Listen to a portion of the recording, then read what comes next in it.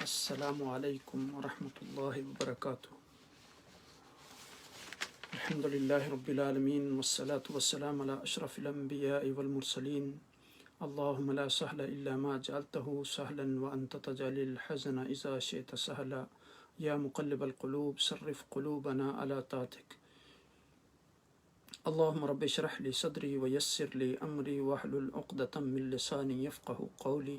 اللہم رب زدنا علما، اللہم رب زدنا علما، اللہم رب زدنا علما۔ اللہ پاک کی حمد و ثنا اور آقا دو جہاں نبی مکرم تاجدار عرب و عجم سید المرسلین خاتم النبیین کی ذات گرامی پر درود و اسلام کے بعد رب کائنات کا احسان عظیم ہے کہ جس نے ایک بات پھر ہمیں یہ فرصت کے لمحات عطا فرمائے کہ ہم خلاصہ قرآن کی اس مجلس میں پھر حاضر ہیں۔ اللہ سبحانہ وتعالیٰ سے دعا ہے کہ وہ ہمیں قرآن حکیم کو صحیح طریقے سے پڑھنے، سمجھنے اور اس پر عمل کرنے اور اس کا پیغام دوسرے لوگوں تک پہنچانے کا ذریعہ بنائے۔ گزشتہ مجلس میں ہم نے سورہ سبا اور سورہ فاطر اور سورہ یاسین کے خلاصہ اور اس کے اہم مضامین پر گفتگو کی تھی۔ آج کی اس نشست میں ہمارے موضوع کا مرکز و محور جو صورتیں ہوں گی وہ سورہ الصافات اور سورہ صاد اور سورہ زمر ہیں۔ اللہ سبحانہ وتعالیٰ کے فضل اور کرم اور احسان اور نبی اکرم صلی اللہ علیہ وسلم کے فیضان سے ہم نے کل سورہ یاسین تک کی صورتوں کو ختم کر لیا تھا اور ان کے خلاصہ اور مضامین پر بڑی تفصیل سے روشنی ڈالی تھی۔ آج ہماری گفتگو کا مرکز و محور اگلی تین صورتیں یعنی الصافات، الصاد اور الزمر ہیں۔ اس سے پہلے کہ ہم باقاعدہ اپنی گفتگو کا آغاز کریں، پچھلی تینوں صورتوں پر ہم سرسری سی جلدی سے نظر ڈال لیتے ہیں تاکہ ان کے مضامین ہمارے ذہن نشین ہو جائیں اور نئے ناظرین اور ناظرات اور سامعین اور سامعات کو بھی سمجھنے میں آسانی ہو۔ سامعین گرامی قدر، ناظرین گرامی قدر، میں آپ کو اس مبارک مجلس میں خوش آمدید کہتا ہوں اور دعا ہوں کہ اللہ سبحانہ وتعالیٰ آپ کے دلوں کو قرآن کے نور سے منور فرمائے۔ سورہ سبا ترتیب قرآنی کے لحاظ سے 34ویں صورت ہے۔ اس کی آیات کی تعداد 54 ہے اور 6 رکوع ہیں اس میں۔ سبا یمن کا ایک علاقہ ہے جس کا اس سورہ مبارکہ میں ذکر ہے۔ یہ مکہ کے ابتدائی زمانہ میں نازل ہوئی۔ اس میں متنبہ کیا گیا کہ دنیا کے عیش و عشرت میں الجھ کر پھنس کر انسان کو آخرت کو نہیں بھول جانا چاہیے۔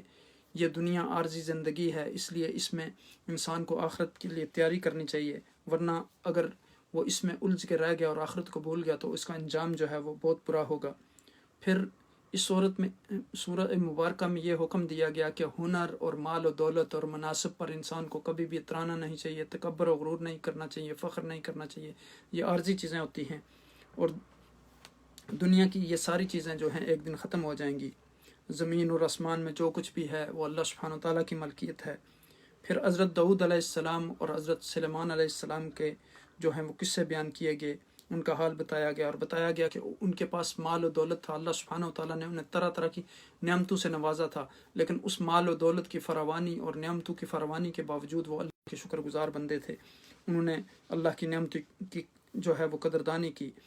اور اہل سبا کا پھر قصہ بیان کر کے بتایا کہ انہوں نے اللہ سبحانہ وتعالیٰ نے یعنی ان کو رزق وافر عطا کیا تھا، ان کو طرح طرح کی نعمتوں سے نوازا تھا، باغات اور زمینیں اور سب کچھ عطا کیا تھا، لیکن انہوں نے ان نعمتوں کی قدردانی نہ کی اور اللہ سبحانہ وتعالیٰ کا شکر نہ ادا کیا، تو اس کا انجام بہت برا ہوا کہ ایک جو سد معرب تھا وہ ٹوٹ گیا اور ان کی ساری زمینیں جو ہیں وہ تباہ و برباد ہو گئیں، جو سارے کھیت تھے، جو ساری نعمتیں تھیں وہ ختم ہو گئیں۔ پھر اس سورہ مبارکہ میں اللہ اور اس کے رسول صلی اللہ علیہ وسلم کی پیروی کا حکم دیا گیا، مشرقین کے عقائد باطلہ کی تردید کا جو ہے مضمون اس کا اعادہ کیا گیا۔ اگلی صورت جو سورہ فاطر جو کل ہم نے پڑھی تھی وہ ترتیب کے لحاظ سے 35ویں صورت ہے، مکہ کے ابتدائی زمانہ میں نازل ہوئی۔ اس میں 45 آیات اور 5 رکوع ہیں۔ اس میں توحید کو ثابت کیا گیا اور شرک کو باطل قرار دیا گیا۔ قدرت کاملہ کے دلائل بیان کیے گئے۔ اس صورت میں سراسر حقیقت کا اظہار ہے کہ یہ کتاب جو ہے اللہ کی طرف سے منزل ہے۔ اللہ نے انسانوں کی ہدایت کے لیے نبی اور رسول بھیجے اور ان کو کتابیں دے کر بھیجا، اور ان تک پیغام رسانی کے لیے پھر فرشتوں کو پیدا کیا اور ان کو 2 پر 3 4 پر دیے، تاکہ وہ مسافت جو ہے بڑے بڑے لمبے سفر وہ بہت کم عرصے میں طے کر سکیں۔ پھر فرمایا کہ ایمان والے جو ہیں وہ جنت میں جائیں گے اور جو منکرین ہیں وہ دوزخ میں جائیں گے، اچھے اور برے اعمال کی بنیاد پر۔ قرآن کے نزول کے بعد جو انسانوں کی تقسیم 3 گروہوں میں ہو گئی، ان میں ایک ظالم ہیں جن کے گناہ بہت زیادہ ہیں، دوسرے مقتصد ہیں جن کے گناہ اور نیکیاں برابر ہیں، اور تیسری قسم جو ہے وہ سابقین کی ہے۔ سابق یعنی جو نیکیوں میں سبقت کرنے والے ہیں، جیسے رب کائنات نے قرآن میں فرمایا وَسَارِعُوا إِلَىٰ مَغْفِرَةٍ مِّن رَبِّكُمْ۔ تو یہاں یہ ان 3 گروہوں کا جو ہے وہ ذکر کیا گیا۔ سورہ یاسین جو ہے وہ ترتیب کے لحاظ سے 36ویں صورت ہے، اس میں 83 آیات اور 5 رکوع ہیں۔ یہ قیام مکہ کے درمیانی زمانہ میں نازل ہوئی۔ حدیث پاک میں آتا ہے کہ سورہ یاسین ہے وہ قرآن کا دل ہے، اور اس سورہ مبارکہ کو جو ہے وہ اس کے پڑھنے سے انسان کی مشکلات آسان ہو جاتی ہیں۔ اس سورہ مبارکہ کو جب کوئی مریض یعنی موت کے قریب ہوتا ہے تو موت کے قریب والے مریض کے لیے اس سورت کے پڑھنے کا حکم دیا گیا کہ مرنے والوں کے سامنے اس کو پڑھو تاکہ اس کی مشکل آسان ہو جائے، یعنی جان کنی کی جو تکلیف ہوتی ہے اس سے اس کو نجات مل جائے۔ پھر یہاں دیکھیں کہ اس سورہ مبارکہ میں حضور نبی اکرم صلی اللہ علیہ وسلم کے بارے میں بتایا گیا کہ آپ صلی اللہ علیہ وسلم یقیناً اللہ کے رسول ہیں، منکروں کے انکار سے کچھ نہیں ہوتا۔ لیکن دنیا کی ساخت ایسی رکھی گئی ہے کہ اس میں 2 گروہ ہیں، ایک حضور نبی اکرم صلی اللہ علیہ وسلم کی نبوت کو مانیں گے، دوسرے حضرت صلی اللہ علیہ وسلم کی نبوت کا انکار کریں گے، اور جو لوگ ماننے والے ہیں ان کا ٹھکانہ جنت ہے، اور جو انکار کرنے والے ہیں ان کا ٹھکانہ جہنم ہے۔ یہ اس سورہ مبارکہ میں بتایا گیا کہ انسان کی موت کے بعد 2 ہی ٹھکانے ہوں گے، یا جنت یا جہنم، تیسرا کوئی ٹھکانہ نہیں ہوگا۔ پھر ایک بستی کے لوگوں کا تذکرہ کیا گیا جنہوں نے انبیاء کو جو ہے ان کی نبوت کا انکار کیا اور ان کو جھٹلایا۔ پھر ایک دوسری وادی سے ایک شخص بھاگتا ہوا آیا تو اس نے ان کو سمجھایا کہ یہ رسول جو ہیں یہ آپ سے کوئی عوض اور اجرت نہیں مانگ رہے، یہ تو آپ کی ہدایت کے لیے اور فلاح بہبود کے لیے آپ کو پیغام دے رہے ہیں، ان کی دعوت کو مانو اور ان کی نبوت کو مانو اور اس پر عمل کرو اور ان کے ساتھ ایسا سلوک نہ کرو۔ جب اس نے اپنے ایمان کا اعلان کیا تو انہوں نے اس کو شہید کر دیا۔ پھر جب وہ جنت میں داخل ہوا تو جب اس نے جنت کی نعمتوں کو دیکھا تو کہا کہ کاش میری قوم یہ دیکھتی کہ مجھے اللہ سبحانہ وتعالیٰ نے کتنے انعام و اکرام سے نوازا ہے اور مجھے اہل انعام میں سے بنایا ہے، جنت کی ساری نعمتیں مجھے عطا کی ہیں۔ تو حضرت ابن عباس رضی اللہ تعالیٰ عنہ نے اس شخص کے بارے میں کہا کہ یہ شخص دنیا میں بھی اپنی قوم کا خیر خواہ تھا اور مرنے کے بعد بھی اپنی قوم کا خیر خواہ ہے۔ تو اس نے کہا کہ اگر یہ وہ سمجھ لیتے تو وہ بھی میرے ساتھ جنت میں ہوتے۔ تو اس سے ایک یہ بھی پتہ چلتا ہے کہ ہمیشہ دوسرے انسانوں کی خیر خواہی ایک مومن کا شیوا ہونا چاہیے۔ پھر اس میں جو ہے اس شخص کا جو نام ہے مختلف مفسرین نے وہ ابی بن نجار بیان کیا ہے۔ تو پھر اس کے بعد وہ یعنی رات اور یہ قدرت کاملہ پر دلائل ہیں، مردہ زمین کو زندہ کرنا، رات اور دن اور شمس و قمر کا نظام جو ہے، کشتیوں کا سمندروں میں چلنا اور وہاں سے تازہ گوشت مچھلیوں کا۔ اس کے بعد پھر قیامت کی ہولناکیوں اور سور پھینکنے کا تذکرہ ہے سورہ یاسین میں۔ اب ہم اپنے موضوع کی طرف آتے ہیں جہاں سے درس ہمارا آج کا شروع ہوگا۔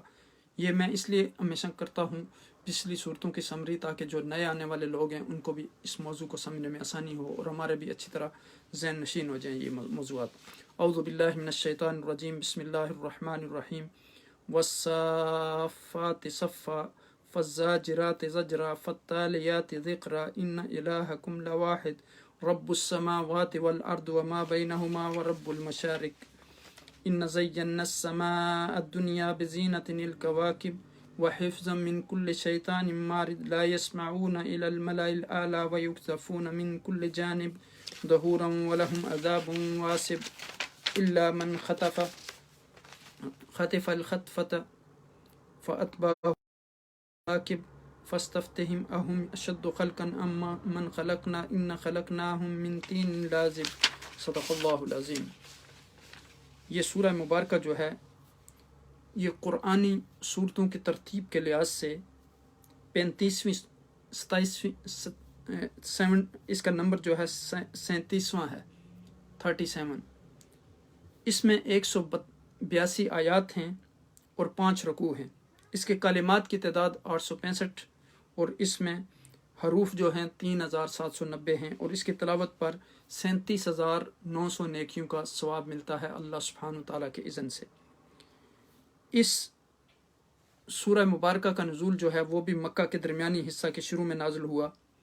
اس کا آغاز قسم سے ہوتا ہے، کیونکہ اس قسم کے ذریعے دنیا کے نظام کی طرف توجہ دلانا مقصود ہے، کیونکہ اس نظام سے صاف طور پر سمجھ میں آتا ہے کہ اس کا انتظام کرنے والا ایک ہی خالق، ایک ہی مالک، ایک ہی رب ہے جو سب کی پرورش کرتا ہے۔ اسی نے سب انسانوں کو پیدا کیا اور پھر انسانوں کی ہدایت کے لیے اپنے رسولوں کو بھیجا، ان کو کتابیں دیں تاکہ وہ اللہ سبحانہ تعالیٰ کا پیغام ان انسانوں تک پہنچائیں۔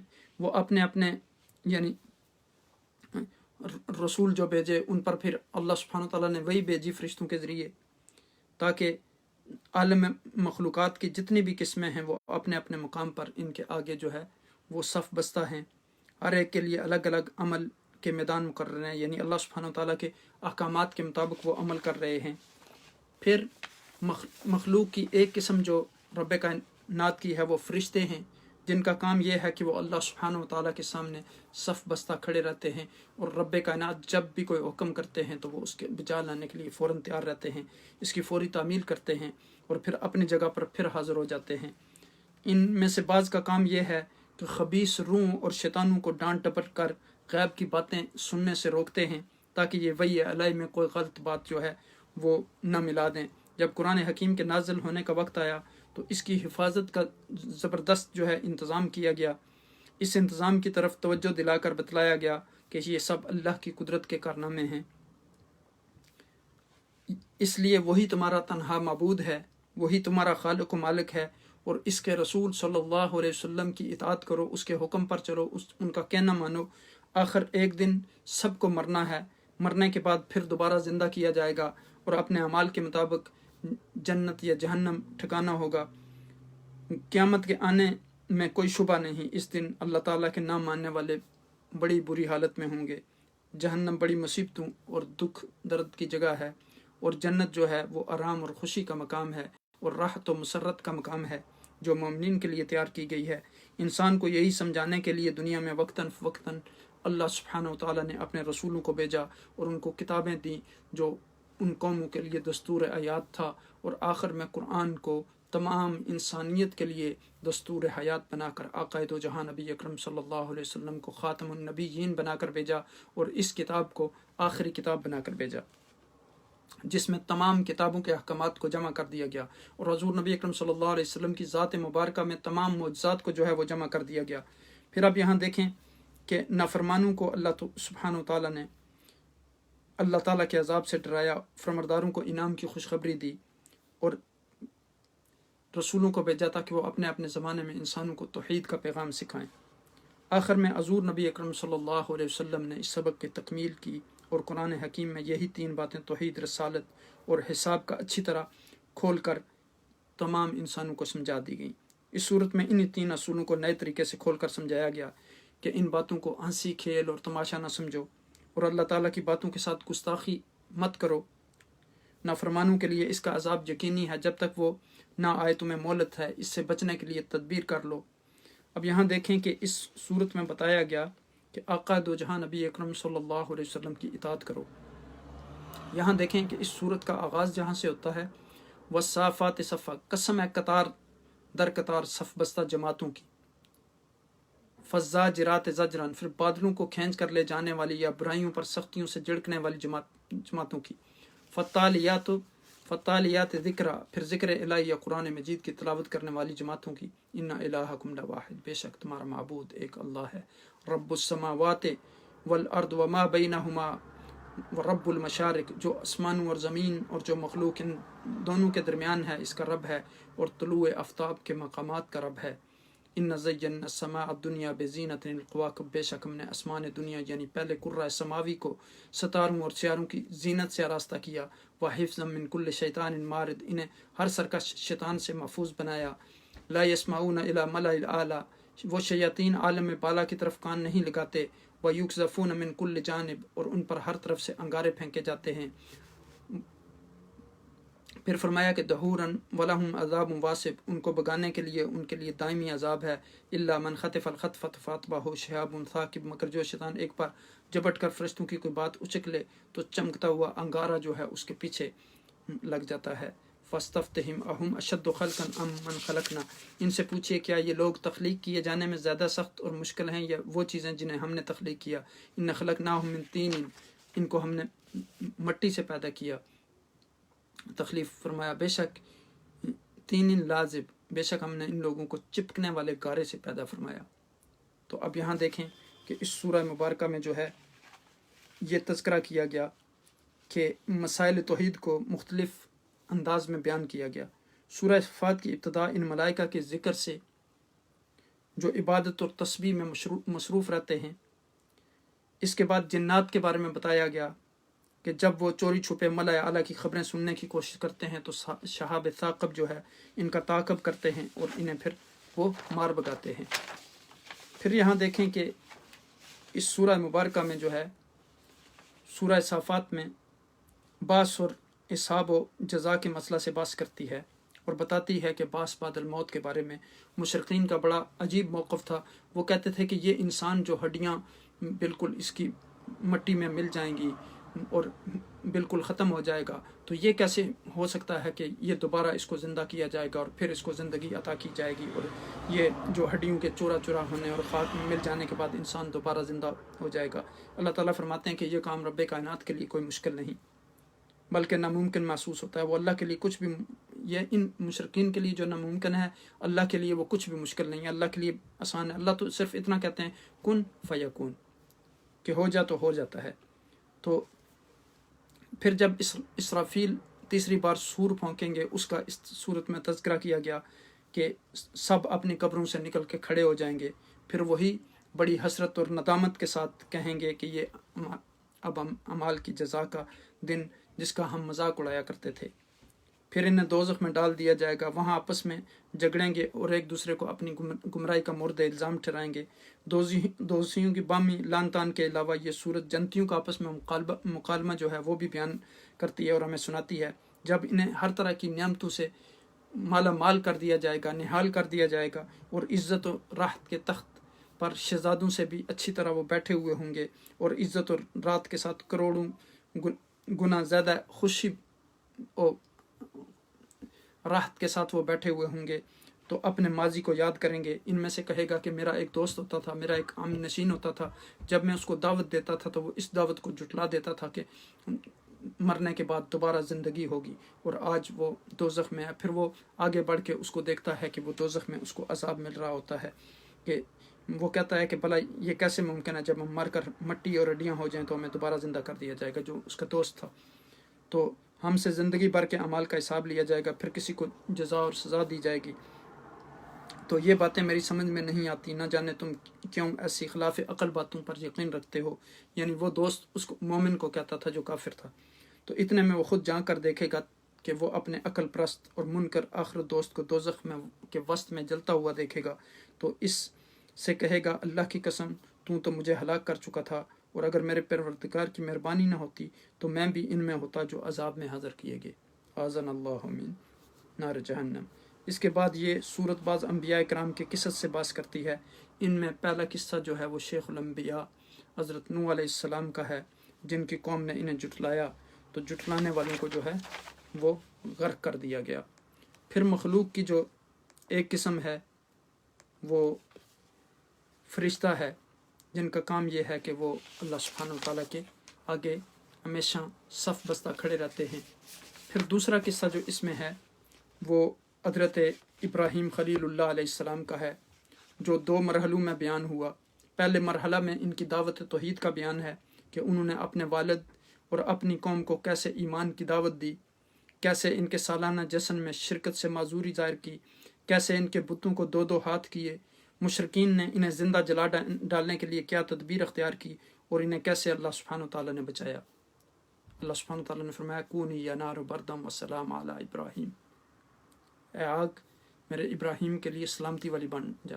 اگر کہتے کہ ٹھنڈی ہو جا، اگر وہ بہت زیادہ ٹھنڈی ہو جاتی تو وہ پھر بھی نقصان دہ ہوتی، تو کہا کہ سلامتی والی بن جا، نہ ٹھنڈی نہ گرم۔ تو یہاں دیکھیں کہ پھر دوسرے مرحلہ میں حضرت ابراہیم کا وہ واقعہ بیان کیا گیا جو ذبح و فدا والا مشہور واقعہ ہے، باوجود اس کے کہ قرآن حکیم میں حضرت ابراہیم علیہ السلام کا قصہ متعدد مقامات پر بیان کیا گیا، لیکن یہ جو واقعہ ہے یہ واقعہ صرف اسی سورہ صافات میں اس کا ذکر کیا گیا کہ حضرت ابراہیم علیہ السلام نے خواب دیکھا کہ وہ اپنے بیٹے کو ذبح کر رہے ہیں۔ آپ نے اپنا خواب اپنے فرزند ارجمند سے بیان کیا، وہ بھی جو اللہ کے سامنے جھکنے والے تھے۔ انہوں نے کہا کہ ابا جان آپ کر گزریے جو اللہ سبحانہ تعالیٰ نے آپ کو حکم دیا ہے۔ آپ نے اپنے بیٹے کو جو ہے وہ الٹے اپنے یعنی منہ کے بل پر لٹایا تاکہ وہ اس کا چہرہ اس وقت نہ دیکھ سکیں، ان کے دل میں کوئی ہمدردی پیدا نہ ہو۔ چھری چلانے لگے تو فوراً وہی نازل ہوئی، رب کائنات نے فرمایا کہ اب تم نے اپنی خواب کو سچا کر دکھایا، آپ نے اللہ سبحانہ تعالیٰ کے حکم کو پورا کر دکھایا، اب جو مینڈا آپ کے سامنے ہے اس کو ذبح کر دیں، اور اللہ سبحانہ تعالیٰ نے آپ کی قربانی کو قبول کر لیا۔ اب ذرا تصور کریں کہ اگر اللہ سبحانہ تعالیٰ ہمارے یعنی اس قربانی کو قبول کرتے کہ وہ اپنے بیٹے کو ذبح کرتے، تو قیامت تک اگر ہمیں اپنے بیٹوں کی قربانیاں دینی پڑتی تو کیا آج یعنی کتنا مشکل ہوتا ہمارے لیے۔ لیکن رب کائنات کتنے انسانوں کے لیے رحیم اور کریم ہیں۔ تو آپ تسلیم اور رضا کا پیکر بن کر ابراہیم علیہ السلام فوراً تیار ہو گئے۔ بیٹے کو خواب سنایا تو وہ بھی پیکر تسلیم تھا۔ پھر بیٹے کو پیشانی کے بل پچھاڑ کر ذبح کرنے لگے تو فوراً اللہ سبحانہ تعالیٰ کے طرف سے وحی آئی کہ اے ابراہیم تو نے اپنا خواب سچ کر دکھایا، بے شک یہ بہت سخت اور کٹھن آزمائش تھی آپ کے لیے، اب لڑکے کو چھوڑو اور تمہارے پاس جو مینڈا ہے اس کو ذبح کرو بیٹے کے بدلے میں۔ اور فرمایا کہ ہم نیکوکاروں کو اسی طرح جو ہے نوازتے ہیں، اسی طرح انعامات دیتے ہیں نیک لوگوں کو۔ پھر تیسرا واقعہ جو ہے موسیٰ علیہ السلام اور حضرت ہارون علیہ السلام کا ہے۔ چوتھا قصہ حضرت الیاس علیہ السلام کا ہے، جنہیں شام میں ایک ایسی قوم کی طرف نبی بنا کر بھیجا گیا تھا جو بال نامی بت کی عبادت کرتی تھی۔ اس بت کے نام پر بالابک نامی ایک شار بات تھا جس کے آثار آج بھی دمشق کے مغرب میں ویسٹ میں ملتے ہیں۔ پانچواں قصہ پھر حضرت خلیل اللہ علیہ السلام کے بھتیجے حضرت لوط علیہ السلام کا ہے، جنہیں اردن کے اطراف میں صدوم والوں کو اللہ سبحانہ تعالیٰ کا پیغام بھیجنے کے لیے بھیجا گیا تھا، پہنچانے کے لیے، مگر وہ بدترین قسم کی شہوت پرستی اور کفر میں مبتلا ہو کر اندھے بہرے ہو چکے تھے، پیغام ہدایت سننے کے لیے مادہ نہ ہوئے، اور پھر آخر ان عبرتناک عذاب کی لپیٹ میں آ کر رہے۔ وہ فرشتوں کو اللہ کی بیٹیاں نعوذ باللہ کہتے تھے، اور وہ اپنی نفسانی خواہشات جو ہے عورتوں کے بجائے مردوں کے ساتھ پوری کرتے تھے۔ تو پھر اللہ سبحانہ تعالیٰ نے انہیں عذاب دیا اور حضرت لوط علیہ السلام کو محفوظ فرما لیا۔ پھر چھٹا قصہ جو ہے وہ حضرت یونس علیہ السلام کا ہے، جنہیں مچھلی کے پیٹ میں بھی کچھ عرصہ رہنا پڑا، اور جن کی قوم کو عذاب کے آثار دکھا کر پھر انہوں نے توبہ کی تو اللہ سبحانہ تعالیٰ نے اس قوم کی توبہ قبول کر لی۔ پھر جب یونس علیہ السلام نے سمندر میں کشتی میں بیٹھے تو طوفان آیا تو انہوں نے سمندر میں چھلانگ لگا دی تو مچھلی نے ان کو نگل لیا۔ ان کی قوم پیچھے جو ہے وہ توبہ کرتی رہی، گریازاری کرتی رہی، اللہ سبحانہ تعالیٰ نے ان کی توبہ قبول کی اور مچھلی نے آ کر پھر سمندر کے کنارے حضرت یونس علیہ السلام کو جو ہے نگل دیا۔ اس پہ ہم نے تفصیل سے گفتگو کی تھی سورہ یونس کے خلاصہ اور اس کے عام مضامین پر جب ہم نے گفتگو کی تھی۔ پھر یعنی ان کو توبہ کا شرف حاصل ہوا ان کی قوم کو، تو یہ ان کو اعزاز حاصل ہے۔ انبیاء کے ان قصص کے اختتام پر ارشاد ہوتا ہے، اے نبی علیہ السلام اپنے پیغام پہنچانے والے بندوں سے ہمارا وعدہ ہو چکا ہے کہ وہی غالب اور منصور ہیں اور ہمارا لشکر غالب آ کر رہے گا۔ سورت کے آخر میں آپ کو معاندین سے اراد کرنے کا حکم ہے اور اللہ سبحانہ تعالیٰ کی تسبیح بیان کرنے کا حکم ہے۔ اس طرح یہ سورہ مبارکہ جو ہے اس آیہ مبارکہ پر ختم ہوتی ہے کہ وَسَلَامٌ عَلَى الْمُرْسَلِينَ وَالْحَمْدُ لِلَّهِ رَبِّ الْعَالَمِينَ، یعنی تمام رسولوں پر سلام ہو اور سب تعریفیں اللہ ہی کے لیے ہیں جو تمام جہانوں کا رب ہے۔ سبحان ربک رب العزت عما یصفون وسلام علی المرسلین والحمد للہ رب العالمین۔ یہاں اس سورہ صافات کا خاتمہ ہوتا ہے۔ گویا سورہ صافات میں جو اہم مضامین ہیں توحید اور سزا و جزا کا بیان ہے، آخرت میں جزا و سزا، پھر حضرت ابراہیم اور حضرت اسماعیل کی مثالی قربانی کا ذکر ہے یہاں، حضرت موسیٰ اور ہارون علیہ السلام کی کامیابیوں کا تذکرہ ہے، حضرت یونس توحید پرستوں کی کامیابی کا تذکرہ ہے۔ اس طرح یہ صورت یہاں ختم ہوتی ہے اور آخر میں حکم دیا جاتا ہے کہ سب تعریفیں اللہ کے لیے ہیں جو تمام جہانوں کا رب ہے۔ یعنی گویا جس طرح صورت کا موضوع شروع ہوا تھا اسی پر پھر صورت کا موضوع ختم ہو جاتا ہے۔ وہاں فرمایا گیا تھا قسم ہے قطار در قطار صف بستہ جماعتوں کی، بادلوں کو کھینچ کر لے جانے والی، برائیوں پر سختی سے جھڑکنے والی جماعتوں کی، پھر ذکر الہیہ قرآن مجید کے تلاوت کرنے والوں جماعتوں کی، پھر فرمایا کہ ان الہکم لواحد، بے شک تمہارا معبود ایک ہی ہے۔ یہاں فرمایا والحمد للہ رب العالمین، اللہ اکبر۔ دیکھیں اللہ سبحانہ وتعالیٰ کا کلام جو ہے اس میں کتنی کوڈینیشن ہے ایک دوسرے کے ساتھ، اور کتنی تنسیق ہے اور کتنی جاندار یعنی باتیں ہیں اس میں۔ تو یہ کیسے کوئی انسان اس کو بنا سکتا ہے؟ اس کے بعد جو ہے فرمایا گیا کہ جو لوگ شیطان کی پیروی کریں گے وہ جہنم میں جائیں گے۔ پھر جو ہے اس سورہ مبارکہ میں جو ہے حضرت ایوب علیہ السلام کا قصہ بھی ذکر کیا گیا کہ انہوں نے مصیبت میں بڑے صبر سے کام لیا، اور پھر اللہ سبحانہ وتعالیٰ نے انہیں دوبارہ جو ہے وہی، یعنی ان کے پاس بہت چوپائے تھے، جانور تھے، اولاد تھی، غلام تھے، محلات تھے، آزمائش ہے تو سب کچھ ختم ہو گیا۔ پھر بعض مفسرین کہتے ہیں کہ آپ کی ابتلا کا عرصہ جو ہے 18 برس پر مشتمل تھا، لیکن انہوں نے صبر کا دامن ہاتھ سے نہیں چھوڑا۔ پھر اللہ سبحانہ وتعالیٰ نے ان کی توبہ کو قبول کیا اور دوبارہ انہیں وہی ساری چیزیں عطا فرمائی۔ اور پھر یہاں اس کے بعد جو ہے دوزخیوں کا حال اور جنتیوں کی کیفیت بڑے دل پر اثر کرنے والے طریقہ سے بیان کی گئی۔ پھر آدم علیہ السلام کا جو ہے حال بیان کر کے سمجھایا گیا کہ شیطان ان کا اور ان کی اولاد کا قیامت تک دشمن ہے، ان کے ہتھکنڈوں سے بچو، اور رسول اللہ صلی اللہ علیہ وسلم کی نصیحت بے غرض ہے، اسے سنو اور اس پر عمل کرو۔ اس کے بعد جو ہے پھر ہے سورہ صاد شروع ہوتی ہے۔ باللہ من الشیطان الرجیم، بسم اللہ الرحمن الرحیم، صاد والقرآن ذی الذکر وللذین کفروا فی عزۃ وشقاق کم اہلکنا من قبلہم من قرن فنادوا لا حین مناس وعجبوا ان جاءهم منذر منهم وقال الکافرون ھذا ساحر کذاب، صدق اللہ العظیم۔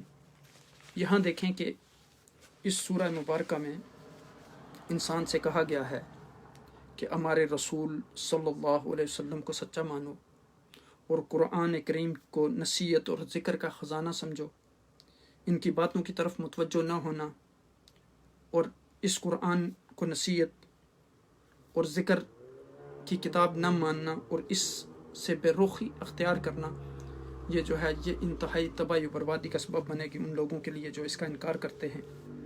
وہ پوری طرح تباہ ہوں گے اور آخرت میں ان کا ٹھکانہ جو ہے وہ جہنم ہوگا۔ اس کے بعد رسول اللہ صلی اللہ علیہ وسلم کو ارشاد فرمایا گیا کہ ان لوگوں کا جو آپ کے ساتھ برتاؤ ہے اس پر آپ غم نہ کریں بلکہ صبر کریں، اور آپ کو رنج و غم کرنے کی ضرورت نہیں، پہلے نبیوں کے طور طریقے پر آپ چلیں جس طرح انہوں نے صبر کیا۔ وہ ہر حال میں اللہ سبحانہ وتعالیٰ سے اپنا دھیان لگائے ہوئے تھے، ذرا سی بھول ہو جاتی تھی تو انہیں فوراً بتا دیا جاتا تھا، وہ فوراً اللہ کی طرف جھکتے تھے۔ داؤد علیہ السلام نے ابتدا میں تکلیفیں برداشت کیں، آخر میں اللہ تعالیٰ نے انہیں پھر ایک وسیع سلطنت عطا کی اور کہا کہ تمہیں ہم زمین پر اپنا خلیفہ بنانا چاہتے ہیں، اللہ کے بندوں میں عدل و انصاف کے ساتھ فیصلے کرو، اسی کے حکم پر چلو، اپنی نفسانی خواہشات کی پیروی مت کرو۔ تو پھر اللہ سبحانہ وتعالیٰ نے جنات کو ان کے لیے مسخر کیا تھا۔ اب دیکھیں کہ خواہش کی پیروی اللہ کی راہ سے بھٹکانے والے ہے۔ خواہشوں کی پیروی عموماً اس لیے ہوتی ہے کہ انسان اس بات کو بھول جاتا ہے کہ قیامت کے دن جو ہے اللہ تعالیٰ سارے کاموں کا حساب لیں گے، اور یہی بھول اس بات کی علامت ہے کہ انسان اللہ کی راہ سے بھٹک گیا۔ پھر حضرت سلیمان علیہ السلام سے ذرا سی بھول یہ ہوئی کہ زبان سے انشاءاللہ جو ہے نہ کہا، اس لیے ان کا ارادہ پورا نہ ہو سکا۔ جب انہیں سمجھایا گیا تو انہوں نے فوراً اللہ سبحانہ وتعالیٰ کی طرف رجوع کیا اور معافی مانگی، اور ان کی درخواست پر انہیں سلطنت عطا کی گئی جو ظاہر میں پوری طرح کسی اور کو نہ ملی۔ ان کی جو تخت پر ہے گوشت کا ایک لوتھڑا رکھا گیا ان کی ابتلا کے لیے، تو اس وقت وہ اللہ تعالیٰ کی طرف متوجہ ہوئے، فرمایا یا اللہ مجھے ایسی بادشاہت عطا کر جو پہلے تو نے کسی کو عطا نہ کی ہو۔ تو پھر اللہ سبحانہ و تعالیٰ نے انہیں ایسی بادشاہت عطا کی، پھر جو انہوں نے مانگی تھی، جنات کو ان کے لیے مسخر کر دیا گیا، ان کا تخت جو تھا وہ ہوا میں اڑتا تھا، بڑے جو ایک ماہ کا مسافت ہے وہ چند گھنٹوں میں طے کر لیتے تھے۔ تو جس طرح آج ہماری ہوائی جہازوں میں ہم سفر کرتے ہیں۔ تو پھر اس کے بعد جو ہے ایوب علیہ السلام فراخی کے بعد تنگی میں مبتلا ہوئے، سے جواب دے گئی، اللہ آخر کار اللہ سبحانہ و تعالیٰ کے حضور میں دعا کی اور اللہ سبحانہ و تعالیٰ نے ان کی شکایت دور فرما دی۔ ابراہیم علیہ السلام اور اسحاق علیہ السلام اور یعقوب علیہ السلام اللہ کی فرمرداری میں کوشش کرتے رہے اور آخرت کے خیال میں لگ کر دنیا میں ایسی زندگی بسر کی جس سے آخرت درست ہو۔ اسماعیل علیہ السلام اور الیسع علیہ السلام اور ذوالکفل علیہ السلام اللہ کی رضا کے طالب رہے اور اللہ نے انہیں اپنے مقبول بندوں میں داخل فرما لیا۔ اس کے بعد انسان کو بتایا گیا کہ اس کی کامیابی اسی میں ہے کہ وہ بری باتوں سے بچے اور پرہیزگاروں کی زندگی بسر کرے، ورنہ طرح طرح کی روحانی اور جسمانی جو ہے وہ مصیبتوں میں مبتلا ہوگا۔ اس کو حضرت آدم علیہ السلام کے قصہ کی طرف توجہ دلائی کہ شیطان نے شروع ہی سے ان کی اولاد سے دشمنی کرنے کی ٹھان لی ہے۔ اس کے اتکھنڈ سے بچنے کی یہی صورت ہے کہ حضور نبی اکرم صلی اللہ علیہ وسلم کی اتباع اور آپ کی جو ہے اطاعت کی جائے۔ پھر یہاں دیکھیں کہ سورہ صاد کی ابتدائی آیات میں اللہ سبحانہ و تعالیٰ نے قرآن عظیم کی قسم اٹھائی ہے۔ یہ قسم یا تو قرآن کے معجزہ ہونے پر ہے، یا رسول اکرم صلی اللہ علیہ وسلم کی صداقت پر۔ صاد والقرآن ذی الذکر بل الذین کفروا فی عزت و شقاق۔ صاد حقیقی معنی اللہ اور رسول صلی اللہ علیہ وسلم ہی بہتر جانتے ہیں۔ فرمایا ذکر کرنے والے قرآن کی قسم۔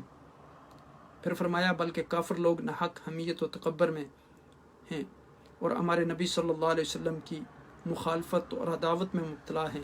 ہم نے کتنی امتوں کو ان سے پہلے ہلاک کر دیا۔ تو وہ عذاب کو دیکھ کر پکارنے لگے، حالانکہ اب خلاصی اور رہائی کا وقت نہیں رہا تھا، اور انہوں نے اس بات پر تعجب کیا کہ ان کے پاس انہی میں سے ایک ڈرانے والا رسول آیا، اور کفار کہنے لگے یہ جادوگر ہے، یہ بہت جھوٹا ہے، یعنی کہنے لگے کہ ہم میں سے ہمارے جیسا بشر رسول آ گیا۔ اگر اللہ سبحانہ تعالیٰ کو کوئی رسول بھیجنا ہی تھا تو وہ کوئی فرشتہ ہوتا، یا اللہ سبحانہ تعالیٰ خود ہمیں اس کا حکم دیتے۔ تو اللہ سبحانہ تعالیٰ نے ان کے اس جو ہے زعم باطل کی جو ہے یہاں تردید کی۔ پھر یہاں دیکھیں کہ فرمایا ما سمعنا بہذا فی ملت الآخرہ ان ھذا الا اختلاق۔ اب انہوں نے کہا کہ یہ عقیدہ توحید کو آخری ملت نصرانی یا مذہب قریش میں بھی نہیں سنا تھا، یہ صرف خود ساختہ جھوٹ ہے، یعنی وہ الزام لگاتے تھے یہ۔ تو اللہ سبحانہ تعالیٰ نے بڑے واضح دلائل کے ساتھ اس سورہ مبارکہ میں ان کے اس زعم باطل کی تردید کی۔ پھر اس سورہ مبارکہ میں اور جو مضامین ہیں اللہ کی وحدانیت اور اس کی عظمت کے تکوینی آثار کا تذکرہ کرتے ہوئے بتایا گیا کہ مشرکین تکبر، حماقت اور جہالت میں مبتلا ہیں۔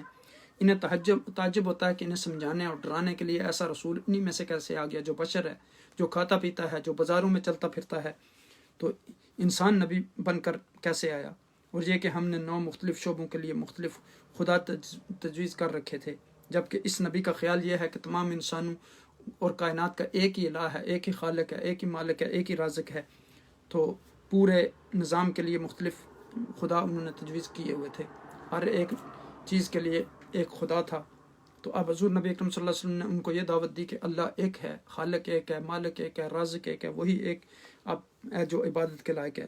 پھر قریش کے کفار کی جو امکانہ اور جاہلانہ سوچ بتانے کے بعد سورہ صاد میں پھر امم سابقہ کے متکبرین جو تھے، مکذبین اور معاندین کا انجام جو ہے بتاتے ہوئے حضور نبی اکرم صلی اللہ علیہ وسلم کو صبر کی تلقین کی گئی۔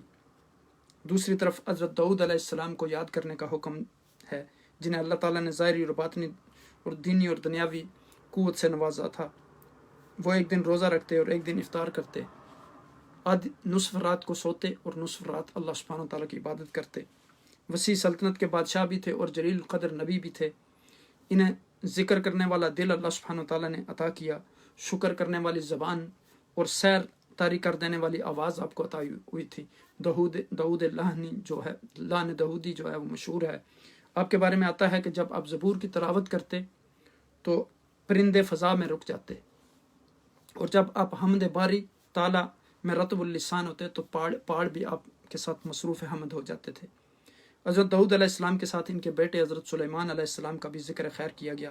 ان کی سلطنت وسائل و اسباب کے اعتبار سے اپنے والد کی سلطنت سے بھی زیادہ شان و شوکت کی حامل تھی۔ ان کے لیے اللہ سبحانہ وتعالیٰ نے ہوا اور جنات مسخر کر دیے تھے۔ پھر اس کے بعد سورہ سواد میں تیسرا قصہ حضرت ایوب علیہ السلام کا جو ہے وہ بیان ہوا۔ وہ حضرت یعقوب علیہ السلام کی نسل سے تھے۔ ان کے پاس ثروت و غنا کی بہتات تھی، باغات اور حویلیاں تھیں، زرعی زمینیں تھیں اور جانور اور چوپائے تھے، نوکر چاکر اور کئی بیٹے تھے۔ اللہ سبحانہ وتعالیٰ کی طرف سے جب آزمائش ہوئی تو سب کچھ جاتا رہا، اولاد ہلاک ہو گئی، مال و دولت جو ہے وہ ختم ہو گیا، مویشی مر گئے، باغات اجڑ گئے، حویلیاں زمین بوس ہو گئیں، عزیز و اقارب نے آپ کے ساتھ تیور بدل لیے، ثروت و غنا کی جگہ فقر و فاقہ نے ڈیرے ڈال لیے، خود تکلیف دہ بیماری میں مبتلا ہو گئے۔ بعض تفسیر میں جیسے میں نے عرض کیا ہے کہ آیا ہے کہ آپ کا ابتلا کا عرصہ جو تھا وہ 18 برس پر مشتمل تھا، تو آخر آپ نے صبر کا دامن جو ہے وہ اچنت سے نہ چھوڑا، بلاخر آزمائش کا دور ختم ہوا اور اللہ سبحانہ وتعالیٰ سے پہلے بھی ان کو اور زیادہ نوازا، اور زیادہ نعمتیں عطا کی۔ پھر حضرت ایوب علیہ السلام کے علاوہ سورہ سعد میں حضرت ابراہیم علیہ السلام، حضرت اسحاق علیہ السلام، حضرت یعقوب علیہ السلام، حضرت اسماعیل علیہ السلام، حضرت یسع اور حضرت ذوالکفل علیہ السلام کا اجمالی ذکر اور اللہ تعالیٰ کی طرف سے ان سب کی تعریف بیان کی گئی ہے سورہ مبارکہ میں۔ آخر میں حضرت آدم علیہ السلام کا قصہ ابلیس کے ساتھ قدر تفصیل سے مذکور ہے۔ سورت کے اختتام پر اللہ نے اپنے نبی کو حکم دیا کہ آپ اپنی دعوت کی حقیقت اور مقصد بیان فرما دیں اور پیغمبر کہہ دو کہ میں تم میں سے اس کا صلہ نہیں مانگتا اور نہ میں بناوٹ کرنے والا ہوں۔ یہ قرآن تو اہل علم کے لیے جو ہے وہ نصیحت ہے اور تم کو اس کا حال ایک وقت کے بعد معلوم ہو جائے گا۔ اس آیہ مبارکہ پر یہ سورت جو ہے وہ ختم ہوتی ہے کہ فرمایا کہ ان ہوا الا ذکر للعالمین قل ما اسألکم علیہ من اجر وما انا من المتکلفین۔ فرما دیجئے میں تم سے حق کی تبلیغ پر کوئی معاوضہ طلب نہیں کرتا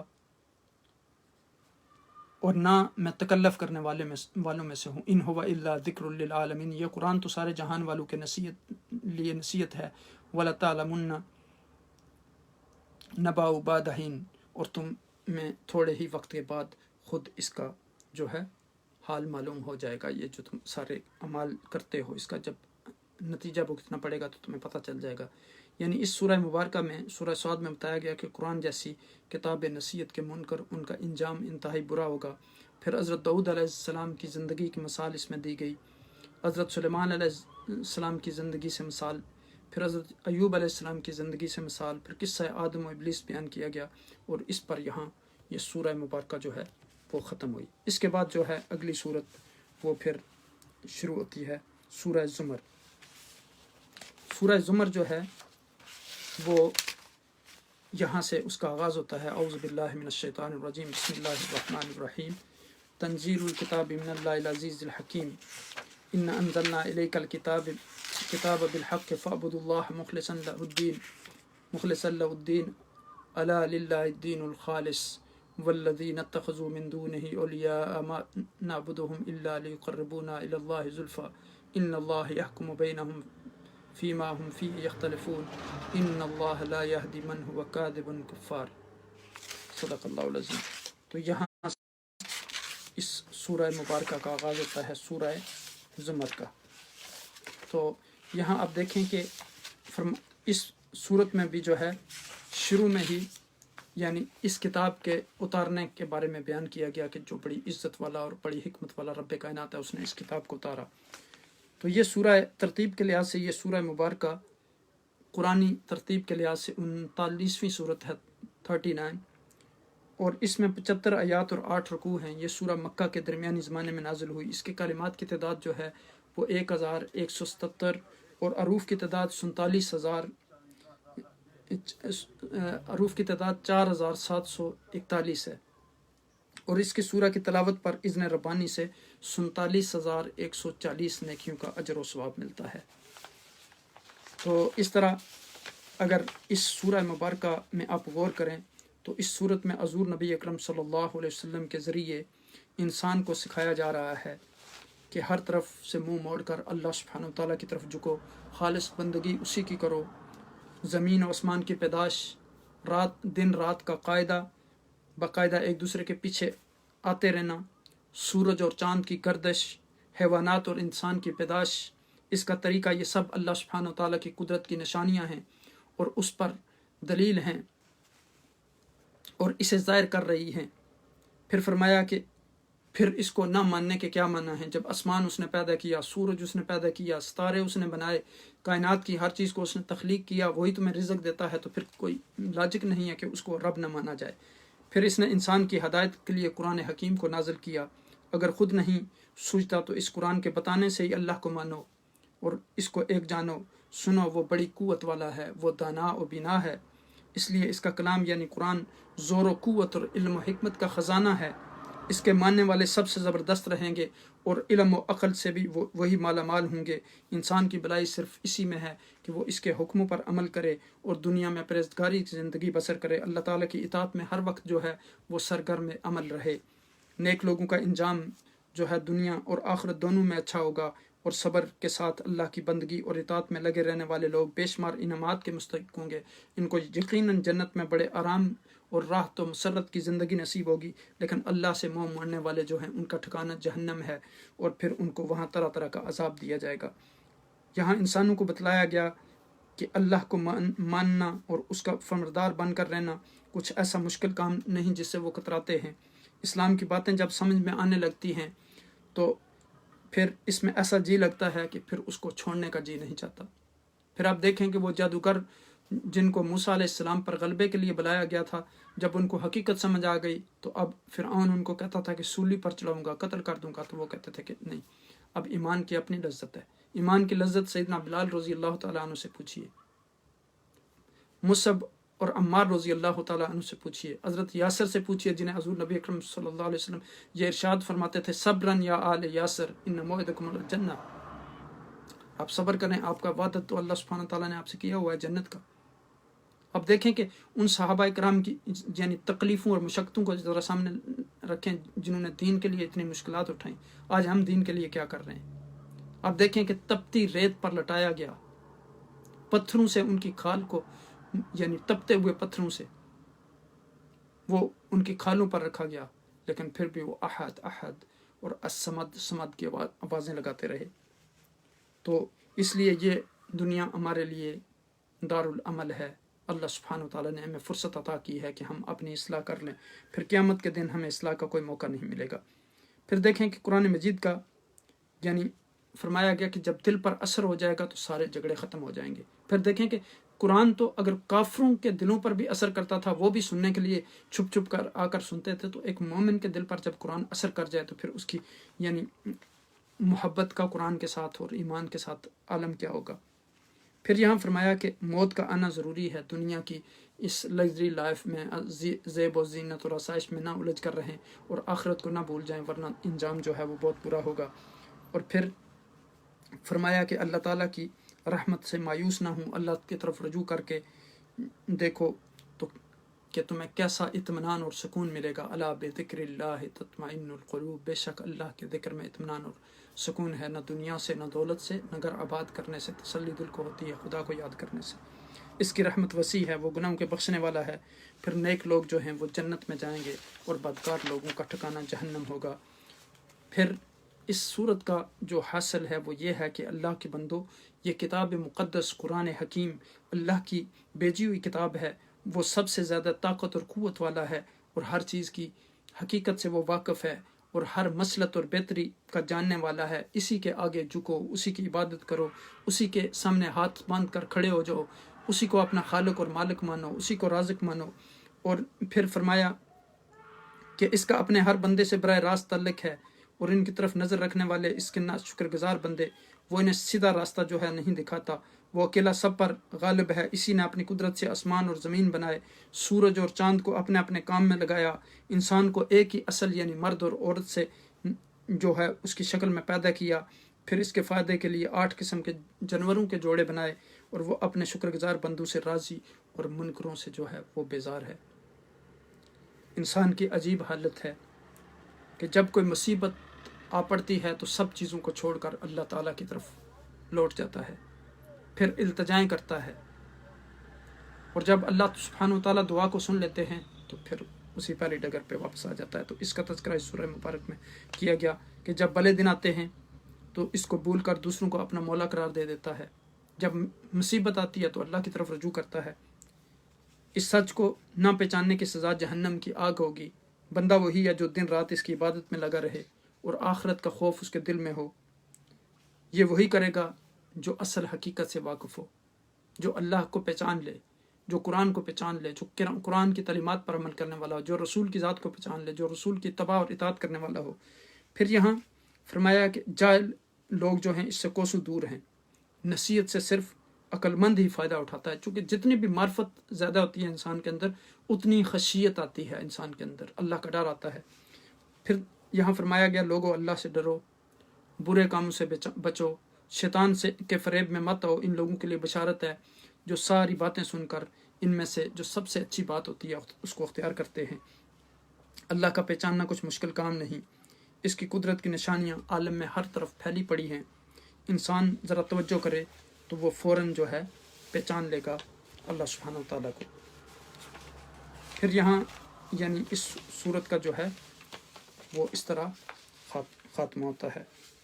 अब यहाँ देखें कि रब्बे कायनात ने किस अंदाज में हमें यानी ये बताया कि अल्लाह सुब्हानहू तआला हर चीज़ पर कादिर है, वो खालिक है, हमारा राज़िक है, हर चीज़ उसी के कब्ज़ा कुदरत में है, और ये दुनियावी ज़िंदगी आर्जी है, इसमें रहकर हमें अमल करना है।